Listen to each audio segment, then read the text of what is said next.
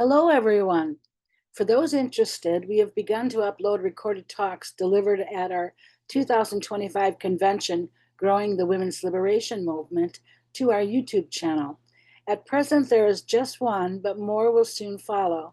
Over the weekend, speeches given during our NCAA action that took place in Indianapolis post-convention were shared across our social media platforms, except I'm not sure that they've been uploaded to X yet. They are on Facebook. And on the 27th, our volunteer Nancy represented WDI USA at a protest at the American Academy of Pediatrics conference in Denver. In good news for the women of Texas, last Monday, Governor Greg Abbott signed SB 8, the Texas Women's Privacy Act, into law. Dubbed the bathroom bill by its detractors, Wolf notes that SB 8 goes much further than bathrooms. This bill protects women's intimate spaces and prevents men pretending to be women from entering domestic violence shelters and women's prisons.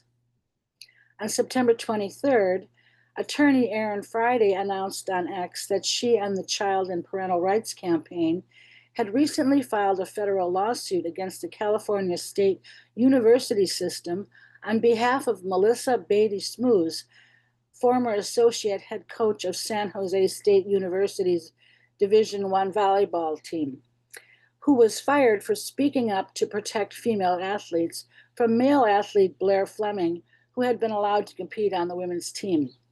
The suit exposes sex discrimination and retaliation in violation of Title VII of the Civil Rights Act of '64 and Title IX of the Education Amendments Act of 1972, revealing CSUS's failure to protect female athletes and their advocates.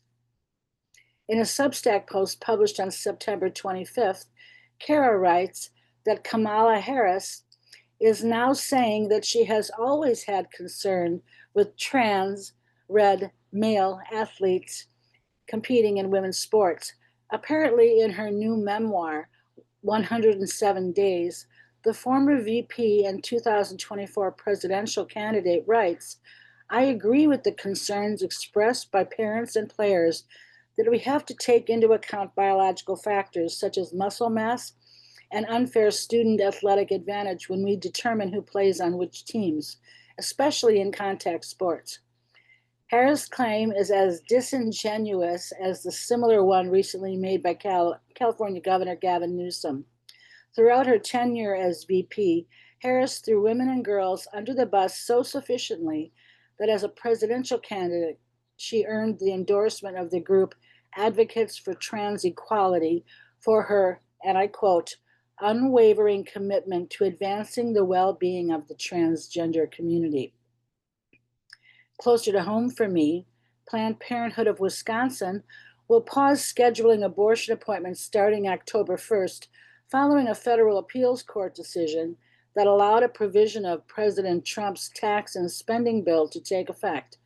The temporary hold affects the organization's ability to serve patients after the court permitted a provision that bars clinics providing abortions from accepting Medicaid for other reproductive services. The One Big Beautiful Bill Act classifies a nonprofit that provides abortions as a prohibited entity if that nonprofit got more than $800,000 from Medicaid in fiscal year 2023, which applies to Planned Parenthood. According to the Associated Press, Wisconsin appears to be the first state where Planned Parenthood is pausing all abortions because of the new law, though the organization has warned that about half its clinics that provide abortion could be closed due to the ban on Medicaid funding.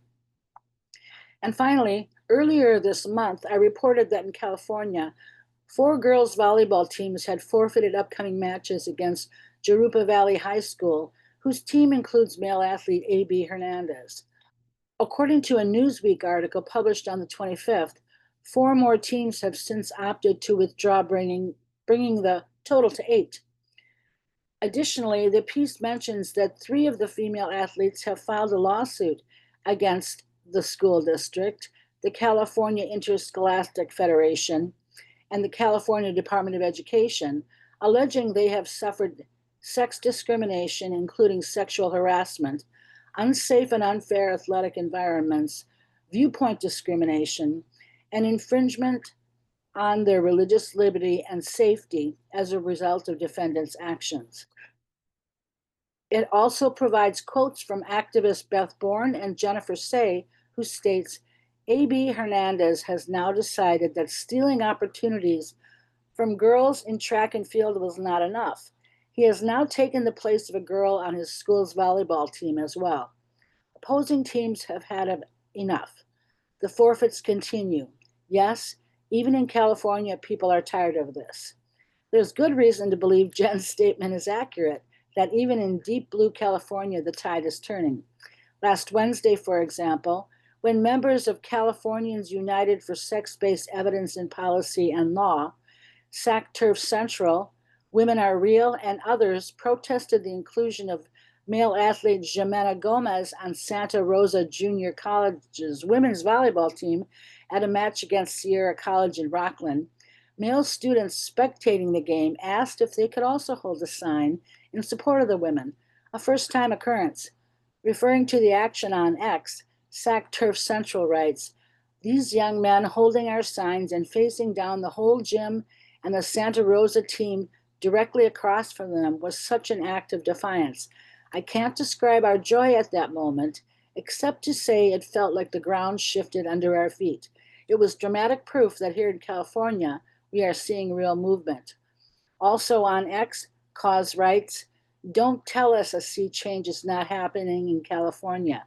3 news stations came and aired balanced, reasonable stories that night. At least 2 radio show hosts mentioned the story the next day. And there was a follow-up local news article published. Gender ideology needed darkness to grow and take hold. The light of truth will destroy it. All it takes is a few people getting out there and simply saying, no more. Team Reality needs you. Join us. And that's all I have today. Thank you.